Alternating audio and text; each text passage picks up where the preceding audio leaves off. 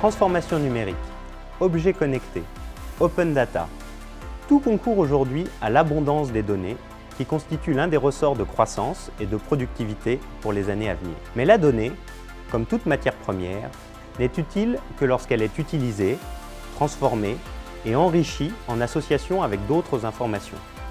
Les opportunités de création de valeur, très concrètes, existent dans tous les domaines de l'entreprise.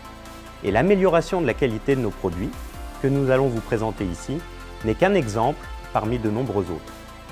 Imaginez que vous ayez un défaut d'aspect de surface sur une bobine. L'approche traditionnelle, pour protéger nos clients, est d'analyser ce défaut en laboratoire pour comprendre les mécanismes qui l'ont généré.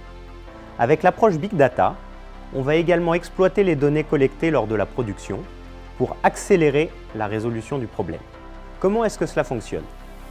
Le Big Data permet de récolter des données massives et diverses de l'entreprise, comme le taux d'allongement du produit, la nature du revêtement, la température de four, l'aspect de surface. Il y a plus de 150 capteurs sur une ligne de production. Les défauts sont détectés en temps réel par un système de caméras couplé à un algorithme de machine learning. Toutes les données sont ensuite analysées pour créer un modèle capable de prédire l'apparition des défauts en fonction des conditions de process. Ce développement est le fruit d'un travail d'équipe entre les data scientists du département Data Intelligence, une start-up, les automaticiens et les experts process des lignes de fabrication.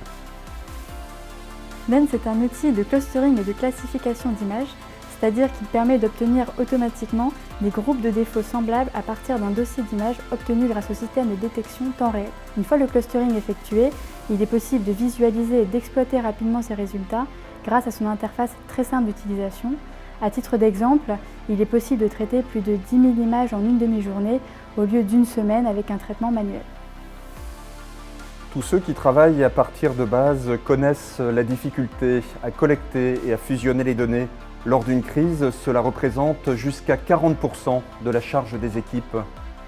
Les outils du Big Data doivent nous permettre d'aller plus vite et plus loin, d'être plus efficaces, de raccourcir le traitement des dérives et d'offrir un meilleur service aux clients. Le Big Data permet d'avoir une vue globale et en temps réel qui permet d'enrichir nos connaissances en permanence et d'anticiper les crises avant qu'elles ne surviennent. Notre ambition est d'obtenir le meilleur du traitement des données et le meilleur de l'intelligence humaine.